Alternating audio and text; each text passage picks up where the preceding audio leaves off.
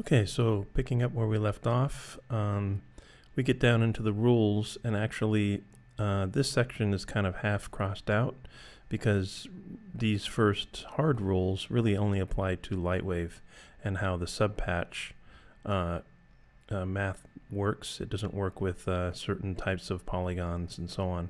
So we can just kind of skip that.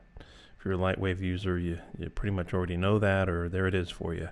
So moving on to soft rules, this is pretty much applicable to the rest of the tutorial, except for that I was simply pointing out the difference between things that will break it and things that you basically follow for artistic or technical reasons that help the workflow.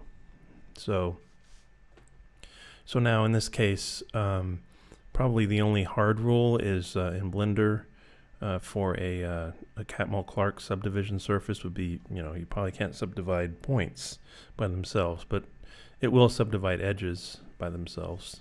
So you can pretty much throw anything at the subdivision surface modifier in Blender.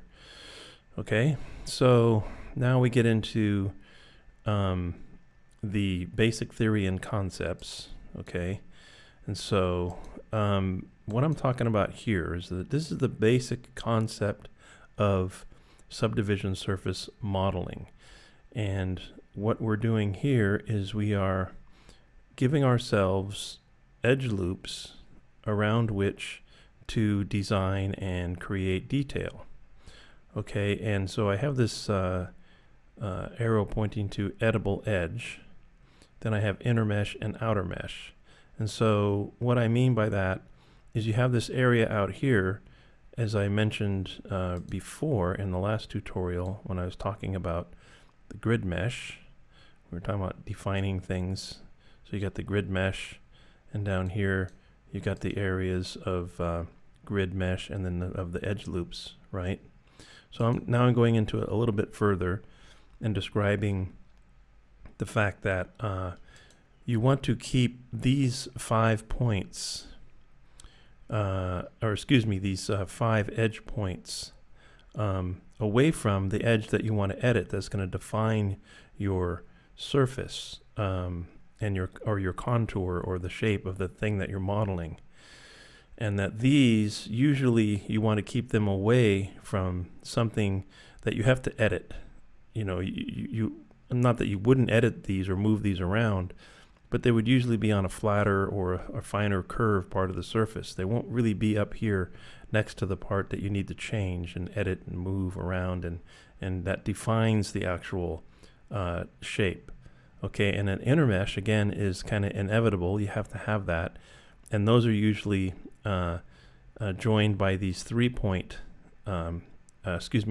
edge points, or these 3 polygon points, right? And out here you got your 5 polygon points. And in the middle you've got quads. And the quads are usually the parts that you want to use to fine-tune and edit your mesh. And these 3 polygon points can actually come in use in different situations. Well, I'll get into that later. So that's what I mean here by giving yourself an edible edge. And then I go into triangles. I'm not going to get really into super examples there, but suffice to say that for the most part, you want to avoid triangles. I got the example of showing an area where triangles might come into play. Depending on what you're doing, you might want to, say, cut into something here, or there's a lot of reasons you might want to use them, but you usually reserve those for times when you just simply can't quickly or easily get quads, and you put the triangles in a place where it won't really matter. Okay, so so going on down, keep a simple low polygon count. Ben had mentioned that I should probably update these pictures, and he's right, because as you can see, this was an old box modeling head that I did a while ago, quite a while ago actually, and it was really an exercise in trying to get down to the very, very minimum it would take to make that head come out and be a head. And there was probably a time when that was considered like an optimum mesh. All right, which really isn't, not for animation. It's way, way, way too sparse. Okay, so in this head, which I was saying back at the time of this tutorial, was a little more dense, whereas these days, and especially for animation, if you're doing a lot of facial animation, this is probably just about right. Okay, so so if you kind of use this as your sort of a guideline to having a decent number of polygons on the head to get the detail, but not too much. Okay, so that's just a general guide on not going too dense on your polygon count. It's easier to edit something if it's lower polygons. Okay, and so then there's this concept of stepping down. Now, I wasn't really trying to fully educate people on the concept of stepping down here, because there's other sites that have gone into a lot of, I think pixelandpoly.com, something like that, has got a whole resource of, anyway, you can Google that and Google for step down configurations. But so this was just to basically point out that this is one of the terms and one of the concepts that we use. And so here is how I'll show you how this one is working. This is just one way you can do it. So you have an area where on the left you have a lot of detail, and you want to break that down to where as you move across the mesh that you have less polygons, because you don't really need that many. So started here by making these triangle cuts there, took it to the next level here, and I got rid of the inter polygons, and I left these edges coming up to there, making a quad. But as you can see, now I've gone from 1, 2, 3, 4, 5, and now I've gone down to 1, 2, 3. So let's say I wanted a lot of detail here, but over here I don't need it. That's the general concept of stepping down. And it does actually create this other loop that goes that way. All right, so that's something to be aware of. So here's a sort of example of it. It's kind of spread out. Let's say if you were going into an area where you had a lot of detail, so you needed to step up the polygons and step them back that way to lower polygon count. That's a way to control your details. And so here was an example of using that in the advantage of the area where you might need some bumps, right, around the knuckles.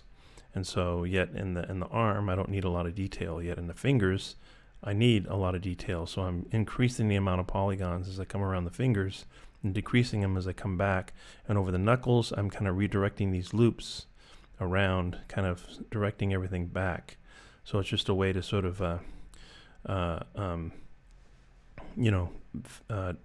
step it down to the wrist area where I don't need as many polygons. Okay, so that's what that is explaining. And again, this is not intended as some kind of tutorial on how to do that. This is just pointing out the general concept that just kind of starting from the very beginning of what other concepts we're going to deal with. All right. So then separate parts. This is kind of a really important one, and again, I just pointing it out as a concept, not really trying to do a tutorial on it.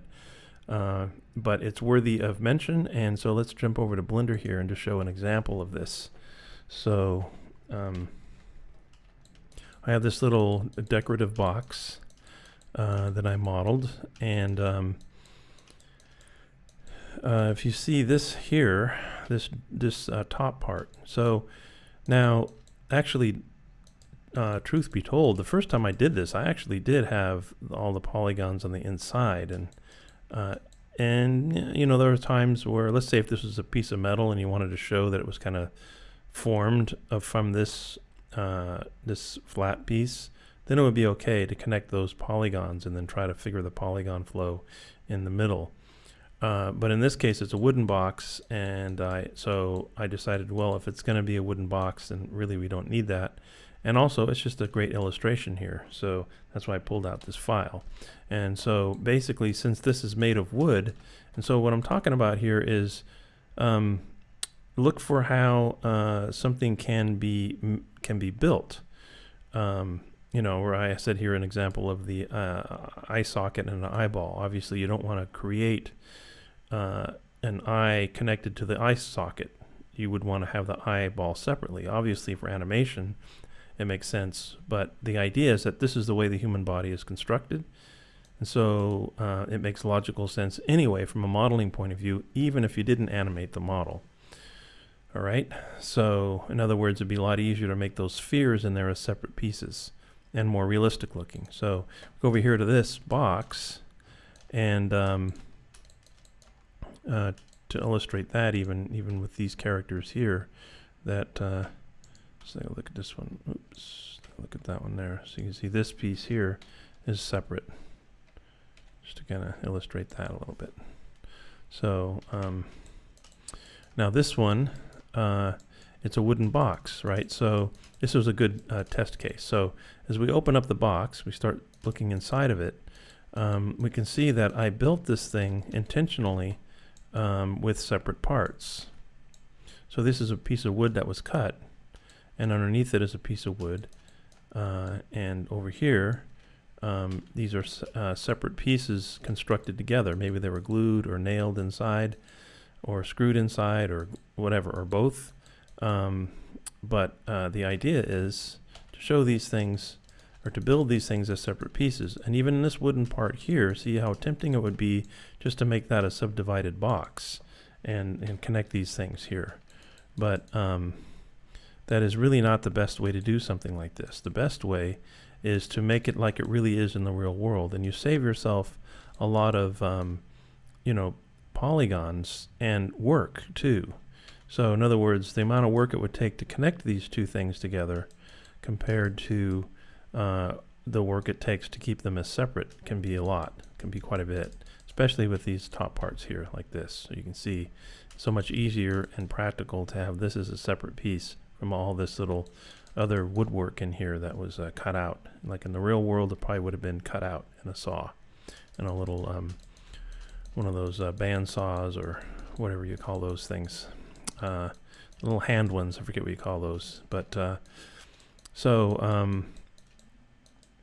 right. So now I think that pretty much covers separate parts, and it applies to anything that you might be making. Look at it and see how it would be made in the real world. You know, notice a lot of things in the real world, automobiles, various different mechanical things, are all made from several separate parts that are put together. It's just a good way to model. All right. So then this next one is to Boolean or not to Boolean, and probably going to get into that in the next video.